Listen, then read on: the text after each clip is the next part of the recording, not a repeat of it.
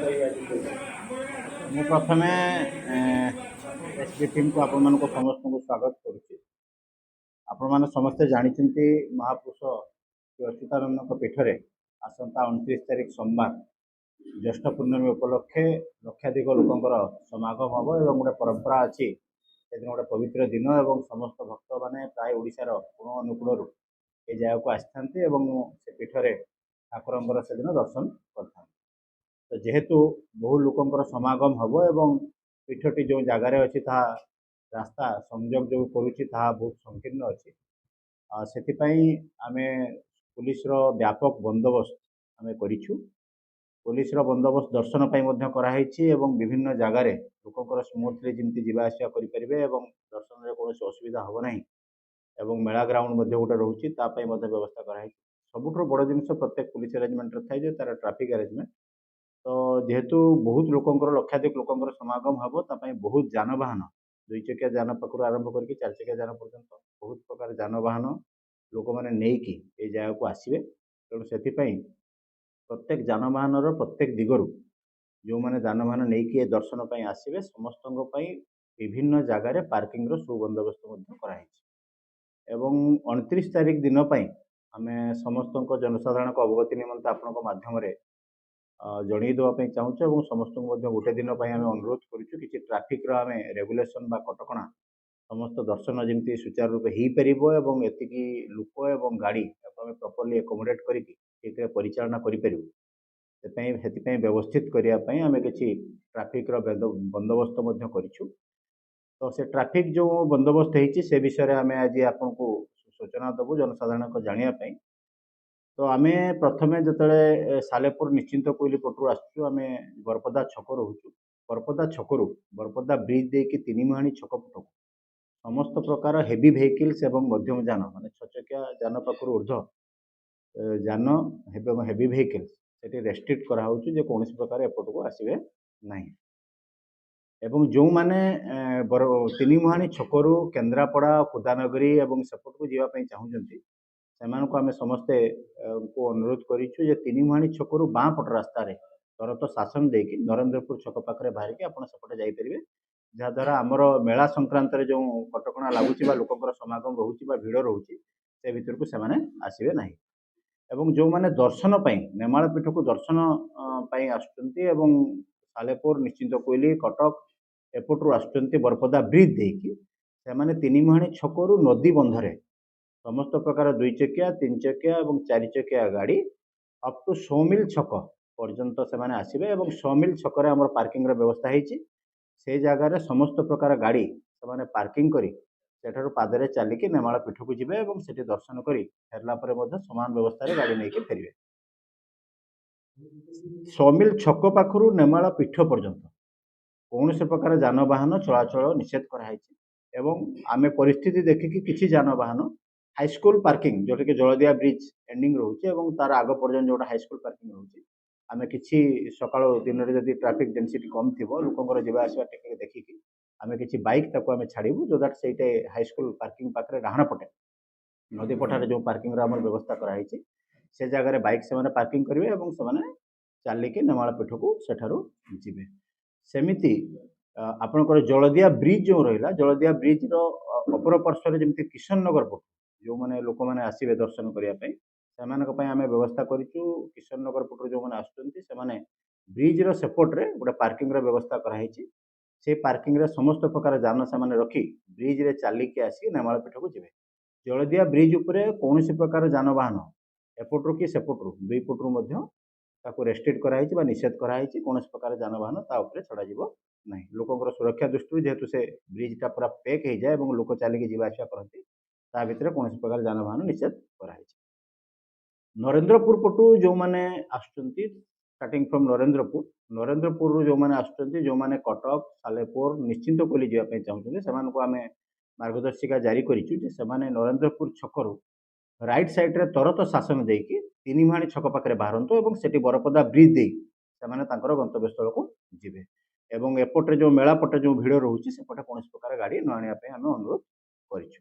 ଏବଂ ଯେଉଁମାନେ ଦର୍ଶନ ପାଇଁ ଆସୁଛନ୍ତି ସେମାନେ ସମସ୍ତ ଗାଡ଼ି ସେମାନେ ନେଇକି ଆସିପାରିବେ ଏବଂ ନରେନ୍ଦ୍ରପୁର ବ୍ରିଜ୍ର ଉପରକୁ ଉଠିକି ବାବୁଜଙ୍କ ପାଖରେ ଯେଉଁ ବ୍ରିଜ୍ ଅଛି सेपटे नदी बंधर मध्य आसीपारे और तले जदि केनाल रोड रे मध्य आसीपारे केनाल रोड रे जदि आसबे ताले नगसपुर छक पाखरु लेफ्ट टर्न नेबे एवं रिंग रोड को बा नदी बंध को उठिबे सेठु आपको जाई कॉलेज छक पार्किंग जो अछि कॉलेज छक पार्किंग रे समस्त प्रकार जानवाहन से रखी से आग को चलिकी नेमाल पीठ को चलिकी जीवे कॉलेज छक पार्किंग पाखरु नेमाल पीठ पर्यंत आम संपूर्ण जानवाहन समस्त प्रकार जानवाहन आम निषेध करिछु लोकंकर सुरक्षा पाई सेमिति जेतेबेले नईगुआ ब्रिज और अन्य ब्रिज जोटा किशननगर साइड सेपट रोचे जोटा कि आम एपट रिंग रोड को कनेक्ट करुचे नेमाल साइड रिंग रोड को कनेक्ट करुचे प्रत्येक ब्रिज रे जदि हेवी व्हीकल्स आसुचंती आमे ट्रैफिक रेगुलेशन करछु कौन प्रकार हेवी व्हीकल्स आमे नेमाल पीठ को नदी बंधरे छाड़बू नहीं से टुवर्ड्स नरेंद्रपुर देके गंतव्य स्थल को जाई परिबे तपरे आमर तीन मुहाणी छकरू जो माने केनाल बंधरे तले जावाई चाहूँगी दर्शन करने गलापर कंटापारी हाईस्कल जोटा रही कंटापारी हाईस्कल से पार्किंग करी एवं दर्शन करने पीठ को जापर प्रथम आम जिते जलदिया पाखे 100 मिल पार्किंग जो रही 100 मिल पार्किंग आम गाड़ी पार्किंग करेबू जदि 100 मिल पार्किंग आम देखू जे एडेक्वेट होना फिलअप होगा बसुचे आम तीन मुहाणी छकरू डाइवर्ट करूँ कंटापारी हाईस्कल पार्किंग करने कंटापारी हाईस्कल पार्किंग करके समस्त जनसाधारण चलिकी नेमाल पीठ को दर्शन करने जिबे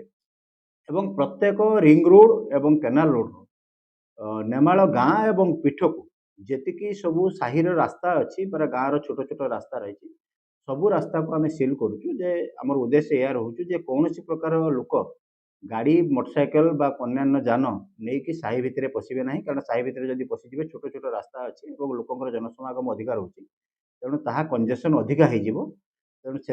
एड़ाई आम सबू जगार प्रत्येक जगार जो कट पॉइंट रही जो विलेज रोड गुड़ाक रही तार माउथरे आम स्टाफ डिप्लॉयमेंट करुचु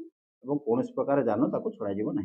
कंटापारी हाईस्कल पाखु नगसपुर छक पर्यंत आम नो व्हीकल जोन डिक्लेयर कर कौन प्रकार व्हीकल सेपटे रे ना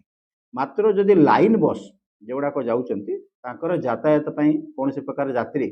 जमी असुविधार जो मैंने पीठ को दर्शन पर आसुना बट से लाइन बस जावाई केन्द्रापड़ा जावाई चाहते किसी बस से रूट रे आसा कर समस्त रूट को आम व्यवस्था करमी नॉर्मल रूट रे से जाती सबुदिन पर बस गुड़ाक व्यवस्था कराई सामान रूट से जापरें जितेबले ट्रैफिक डेंसिटी अधिका रो नगसपुर पाखु सुरसिंग पर्यंत आम इवनिंग आवर रे सेकेंड हाफ रे आम जोड़ा प्रीवियस ईयर प्रैक्टिस रे आम देखी टे अधिका रहे ट्राफिक से समय आम किसी फोर व्हीलर आणिक आम सुरसिंग छक पाखे आम गोटे ट्राफिक व्यवस्था कर पार्किंग व्यवस्था कर टू व्हीलर केवल आम से रखू और से जगार लोक सुरसिंग छक पाखु नेमाल पीठ को समस्त लोक दर्शन पाई एवं जो दर्शन हम ए वर्ष ये है ट्राफिक कटका प्रायतः मुझे समस्त को जनईदेली तेणु जनसाधारण को आम अनुरोध करूँ गोटे दिन कथा अच्छी ठाकुर यहाँ दर्शन कथा तेणु जेहेतु बहुत लोकर जनसमागम हम समस्ते हुए तो आम पाखे जो मैंने लोक मैंने रोचे गाँव साहि घर भी किसी रोचे गोटे दिन टी असुविधा हो पाए तेणु आम समस्त को आपण माध्यम अनुरोध करुँ समस्ते टे आमको पुलिस को सहयोग करेंगे प्रशासन को सहयोग करेंगे ताद्वारा आम सुचारू रूपे ये जो पर्व अच्छी दर्शन अच्छे ठाकुर आम परिचालना करें श्रृंखलित दर्शन पीठरे आम बारिकेड व्यवस्था करूँ दुई साइड रु आमर मेन एंट्री रोड जोटा रिंग रोड रु अच्छी नॉर्थ साइड रु साउथ साइड दुई साइड रु बारिकेड व्यवस्था कराई जो मैंने बारिकेड दर्शन करने चाहते पीठर उपरे जाकि महापुरुषों को सेमाने कौन करेंगे ना से बारिकेड रे जीवे बारिकेड रे जाकि दर्शन करी दर्शन सारी सारापर ओह्लैकी अन्य मेला ग्राउंड जो जावाई चाहते हैं दर्शन करने को जीवाई चाहिए आम जोता स्टाण्ड व्यवस्था करूँ entry point of the barricade हूँ दुई साइड नॉर्थ साइड रे और साउथ साइड रे से जगह आम व्यापक जोता स्टाण्ड व्यवस्था करवर्ष नुआ जोटा कि गत वर्ष प्रोब्लेम होता तेणु जोता स्टाण्ड व्यवस्था कर समस्त जो मैंने भक्त मैंने दर्शन करने चाहते समस्त से जोता रखिकी जी समस्त जनसाधारण को आम अपील करूँ पुलिस और प्रशासन व्यापक बंदोबस्त आम आपण जनसाधारण करमी भल भाव से दर्शन करेंगे समस्त सहयोग कामना करूँ समस्त सहयोग आम आशावादी अच्छु ठाकुर कृपार जमी भल भाव सुचारू रूप दर्शन व्यवस्था हो पार और कार्यक्रम संपन्न हो पार धन्यवाद।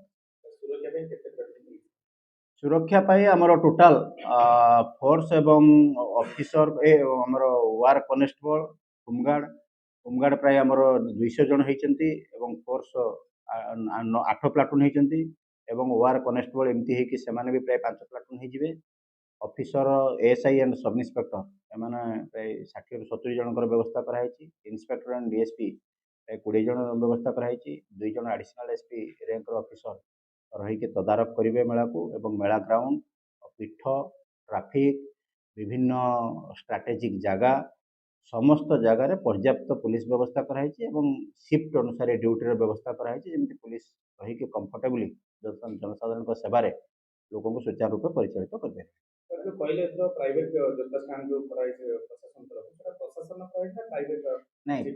प्राइवेट नहीं आम जोटा कमिटी थिला आमे जो प्रिपेयरटरी मीटिंग होता से मीटिंग रे मध्य निष्पत्ति कराई से जो जूता स्टाण्ड से गोटे ऑक्शन करटा ऑक्शन हिसाब से कराई तार गोटे मूल्य से गोटे मिनिमम प्राइस डिसाइड कर हिसाब से देखिए से जूता व्यवस्थित भाव रखिक जी दर्शन सारा जूता नहीं फेर नहीं मु तो जानी जहाँ आम शुणी से करने कथा व्यवस्था कराई से हिसाब से कराई तो देखिए से बुझीदे जना पड़ा केमती कौन है। जो वरिष्ठ नागरिक हूँ कि बुद्धिजीवी हूँ कि सामाजिक बंधु मैंने प्रशासन तरफ गोटे टास्क इश्यू हुए जो मैंने कि सुचारू रूप पीठ गति पहुँचे कि जो मैंने ट्राफिक फोर्स जो कर्मचारी मैंने नियोजित था से टास्क को ग्रहण करती जदि पुलिस प्रशासन वरिष्ठ अधिकारी ना नि कि सब कलेक्टर ना नि ग्रहण करते तो ये व्यवस्था ए वर्ष हम कि हेनी नहीं आम आपण अनुरोध करूँ जेहेतु ये समस्त अच्छा आपण माध्यम आम अनुरोध करूँ आपण मानकर पास जहाँ व्यवस्था अच्छी ठीक अच्छी आप एवेल करूँ मुझे कथा कह आप समस्त जो जो अनुष्ठान माने काम कर प्रत्येक अनुष्ठान आपको गोटे आई कार्ड देती तो समस्ते एटलिस्ट बेकर गोटे गोटे से दिन गोटे गोटे आई कार्ड आप पकातु आम आम स्टाफ मैंने जो मैंने ट्राफिक पोस्ट डिप्लॉयमेंट अच्छे आम जो जनरल ब्रीफिंग हबू आम सफिशिएंट इंस्ट्रक्शन देदेबू आप आई कार्ड देखले कौन सांबादिक बंधु मानक जीवार कौन असुविधा जमी हेनी तो आम नियंत्रित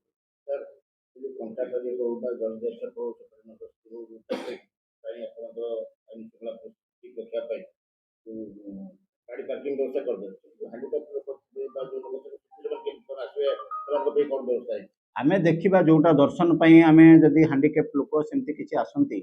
व्यक्तिगत भाव में अक्षम थे तेणु आमर मानविकता दृष्टिकोण आम कमिटी की सका बैठक में आम अनुरोध कर भलेंटियर्स थे आम पुलिस समस्त कर्मचारी थे आम समस्त को सफिशिएंट इंस्ट्रक्शन देवु जार सामर्थ्य था जार जदि नमर प्रचेषार समस्ते जमी ठाकुर दर्शन भले करें तार व्यवस्था आम चेष्टा करूँ।